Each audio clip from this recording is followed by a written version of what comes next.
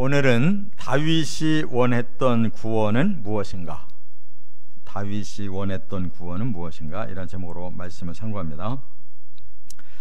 오늘 본문 위에 다윗의 시다 이렇게 써놨는데, 다윗이 오늘 본문의 내용은 하나님 구원을 주십시오, 하나님 저를 구원해 주세요 하는 이런 다급한 그런 간절한 기도인데, 다윗이 어떤 그런 어려움을 겪었는가 하면 이제 사람 때문에 어려움을 겪었다는 거예요.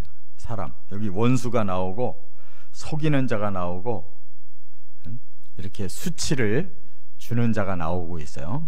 바로 그 상대방으로부터 자신이 구원받기를 원합니다 하는 건데, 다윗을 생애를 돌아보면은 크게 두 가지의 사건이 있어요. 하나는 사울에게서 아주 죽을 뻔했고 10년 이상, 또 하나는 이 아들 압살롬의 구테타 때문에 죽을 뻔했어요.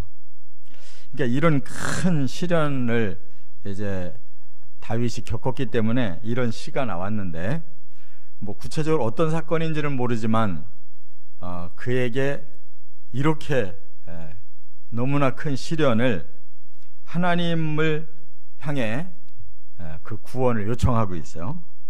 그런데 우리가 여기서 좀 잘 깨달아야 되는 것은, 사람들은 다 구원받고 싶어 하는데 진짜 구원이 뭘까를 깨닫게 하는 거예요. 우리들의 형편이 녹록치 않은 거, 그게 다 구원을 받고 싶은 그런 상황이잖아요.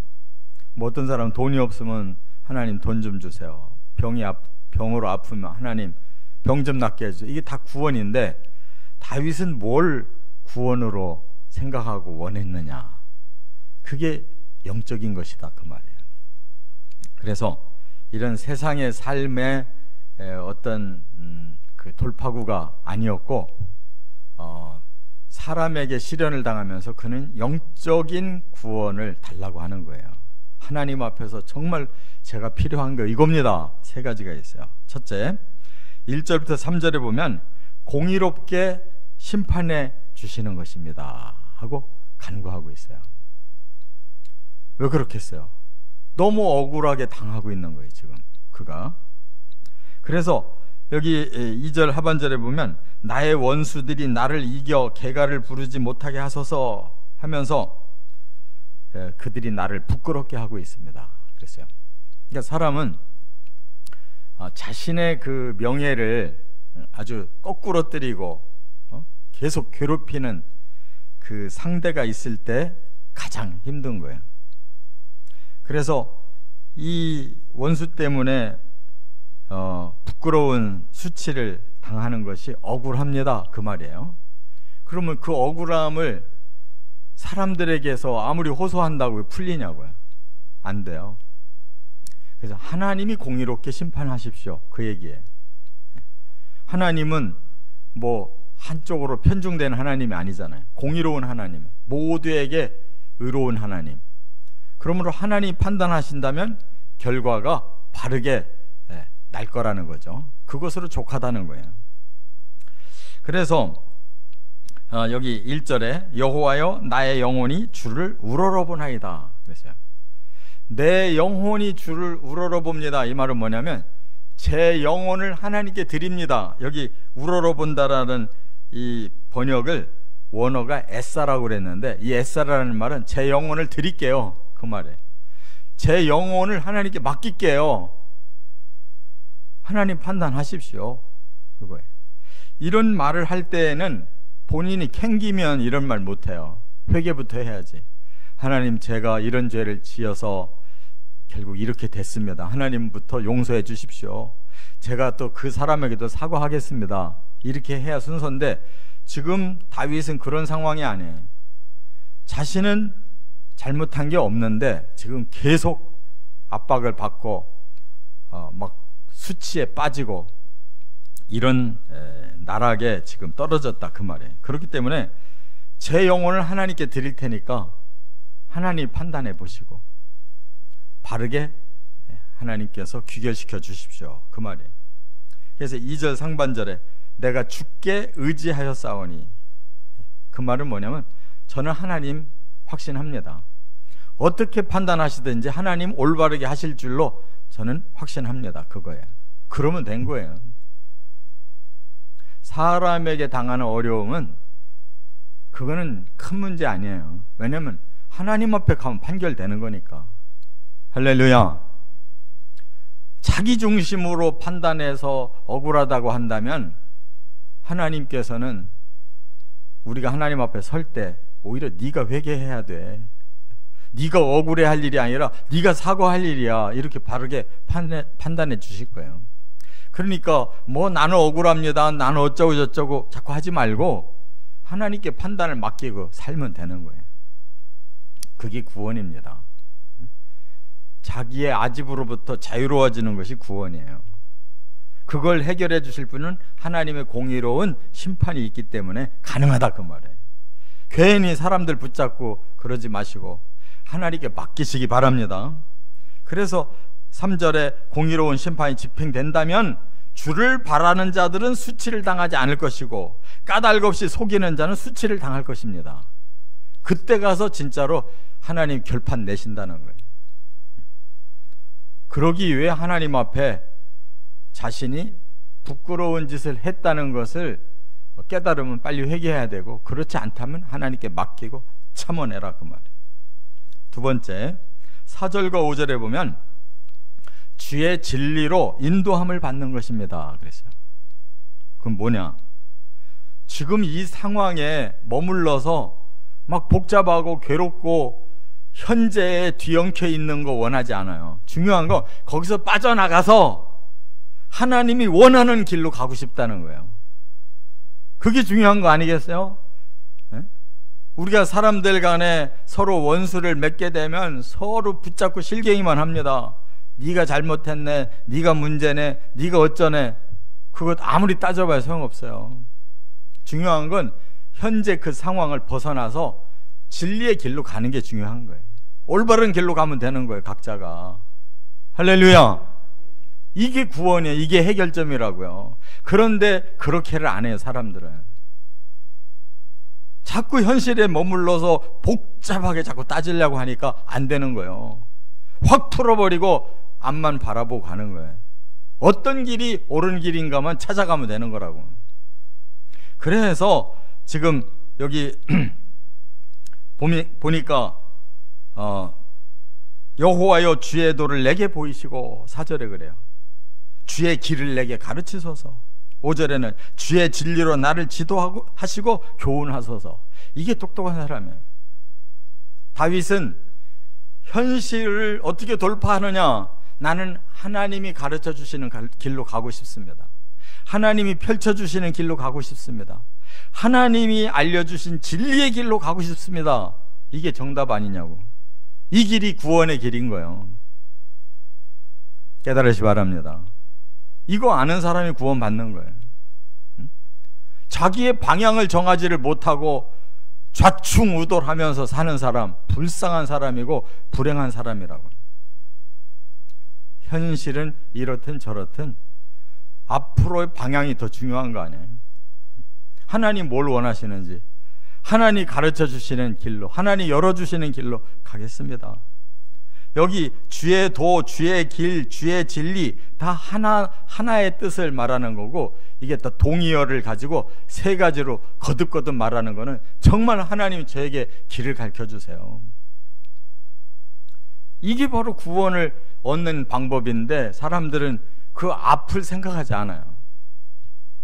방향이 중요한 거 아니에요. 우리가 하나님 믿는 사람이라면 하나님이 뭔가 방향을 가지고 계실 거 아니에요. 그 방향으로 먼저 가는 사람이 승리하는 사람이에요. 그래서 주는 내 구원의 하나님이시니 내가 종일 주를 기다리나이다. 이게 진짜 신앙 고백이지. 하나님, 나는 이 길로 가야 됩니다. 나는 저 길로 가야 됩니다. 하나님 도와주세요. 이러는 거는 엉터리예요. 지가 뭘 안다고 지 길로 가겠다고 그걸 도와달래요. 다윗처럼 주는 내 구원의 하나님이시니 내가 종일 주를 기다립니다. 하나님이 사인을 주는 길로, 하나님이 원하시는 길이 뭘까를 깨닫고 그 길로만 가면 되는 거 아니에요. 그게 정답인 줄 믿습니다. 세 번째, 6절과 7절에 보면 긍휼과 인자를 베풀어 주시는 것입니다 라고 기도하고 있어요. 사람은요 100% 완벽한 사람이 없어요. 그래서 예수님도 도무지 비판하지 마라. 그 비판이 도로 너에게 오는 것이다. 자꾸 다른 사람에게 문제를 제기하면 그 문제는 자기에게 결국 돌아오는 거예요. 왜? 복수가 일어나는 거예요. 사람 간에는. 제가 늘 말씀드렸지만 이 정권을 잡으려고 하는 사람들은 계속 복수에 복수를 이어가게 돼 있어요. 이 정권도 지금 시작하자마자 뭐 하고 있어요? 잡아 넣으려고 하잖아요. 사방 다 잡아 넣으려고 그러잖아요. 마음에 안 들면. 그런데 자기들의 판단 기준이 100%가 맞냐 그거예요. 일부는 맞을지 모르지만은 일부는 틀릴지 모르잖아요. 그런데 어떻게 확신을 가지고 다 잡아넣냐고. 그러니까 다음 정권 또 바뀌면 또 그 짓을 또 하고 우리나라의 역사가 계속 그렇게 오는 거예요. 용서해야지. 뭐 그렇게 잘나고 뭐가 그리 떳떳하다고 계속 잡아넣으려고만 하면 어떡하냐고. 끊어야 될 거 아니에요. 끊는 사람이 있어야 될 거 아니에요. 손해보고 끊는 사람이 있어야 그 다음에 복이 올 거 아니에요. 이게 문제인 거예요. 그래서 우리가 구할 것은 하나님의 긍휼과 인자하심이 필요한 거예요. 만약에 억울하다면 하나님이 제일 억울하지. 하나님이 인류를 그렇게 사랑해서 그렇게 축복하고 그랬는데도 사탄에게 속아서 넘어진 놈들이 너무 미울 거 아니에요. 하나님이 복수하려면 정말 엄청난 심판이 오는 거예요. 근데 하나님은 심판하려고 안 하고 구원시키려고 하잖아요. 그런데도 안 오는데 그 얼마나 나쁜 놈들이냐 인간이. 근데 하나님 복수하지 않잖아요. 할 수 없이 정의를 위해서 공의롭게 판결할 뿐이지 하나님이 복수하는 거 아니잖아요. 그래서 하나님은 긍휼과 인자를 베풀어서 다 구원하시려는 것을 다윗이 알고 결국 자기 자신을 들여다볼 때 완벽하지 못하다는 것을 스스로 깨닫고 하나님 긍휼과 인자가 필요합니다. 이게 정답이란 말이에요. 이런 사람은 용서받는 거고 나는 원수 갚아야 됩니다라는 사람은 자신이 하나님의 원수가 되는 거예요. 왜? 죄 없지 않으니까. 죄 없는 사람 없으니까. 그래서 6절에 여호와여 주의 긍휼하심과 인자하심이 영원부터 있었사오니, 이 말은 뭐예요? 영원 전부터 하나님의 긍휼과 인자 때문에 우리가 오게 된 거지, 그거 없이 공의만 가지고 하나님 다스렸더라면 지금까지 남원하는 사람이 없는 거예요. 영원부터 하나님은 인자와 긍휼로 우리를 사랑하셔서 여기까지 왔습니다. 그게 정답이잖아요. 뭐가 우리가 잘나서 여기까지 왔냐고. 하나님의 공의로 다루셨다면 지금 인류가 단 한 사람도 남원하는 사람이 없어요. 어째 지금 80억이 그래도 살고 있냐고. 하나님 긍휼과 인자 때문에. 할렐루야. 그런 걸 알고 우리가 받았다면 우리도 좀 긍휼과 인자를 베풀려는 마음이 있어야 될 거 아니에요. 그리고 7절에 보니까 다윗은 양심적인 사람이에요. 여호와여 내 젊은 시절의 죄와 허물을 기억하지 마시고 주의 인자하심을 따라 주께서 나를 기억하시되 주의 선하심으로 하옵소서. 자기의 과거도 이렇게 캥기는 게 있단 말이에요. 죄와 허물이 있는데 하나님 저를 용서해 주시고 그거 좀 기억하지 마세요. 용서해 달라는 뜻이에요. 여기 죄와 허물이라는 두 가지 단어는 조금 방향이 달라요. 죄라는 것은 핫하트, 방향을 잘못 잡았다는 거예요. 그래서 허물, 파샤, 결국 이러한 범죄를 위반했습니다. 저질렀습니다. 이런 행위가 남았습니다. 그 말. 방향이 잘못된 게 죄요. 그래서 저지른 것이 우리의 허물이라는 말이에요. 결과물. 다 사람은 이걸로 걸리는 거예요. 안 걸릴 사람이 없어요. 길을 잘못 들어가 보지 않은 사람이 어디 있냐고. 범죄의 결과가 없는 사람이 어디 있어요. 뒤지면 다 나오지. 그런데 끝까지 뒤져가지고 상대방 복수한 다음에 그 다음 자기가 또 뒤집힘을 당하잖아요. 그러니까 복수의 연속으로는 결코 해결 안 된다는 거예요. 이렇게 다윗처럼 자기 죄를 하나님 앞에 고하고 용서해 주시고, 그 말은 남도 자기가 용서하겠다는 것이 전제되는 거예요. 그게 주기도문의 핵심이에요. 우리가 우리에게 죄 지은 자를 용서해 준 것처럼 우리 죄도 용서받기를 원합니다. 이것이 아니고 어떻게 구원이 오냐고. 그래서 하나님 인자하심을 따라서 저를 기억해 주시고 선하심으로 저에게 대해 주십시오. 인자, 헤세드, 선하심, 토부, 이 두 가지만 하나님께로부터 받으면 사람은 다 구원받는 거예요. 이 두 가지가 없으면 구원 못 받아요. 탄 한 사람도 받을 자격이 없어요. 인자와 헤세드와 토부로만 우리를 구원하실 수가 있는 거예요. 할렐루야. 이 정신 가지고 우리가 구원을 향해 가시기를 주의 이름으로 축원합니다.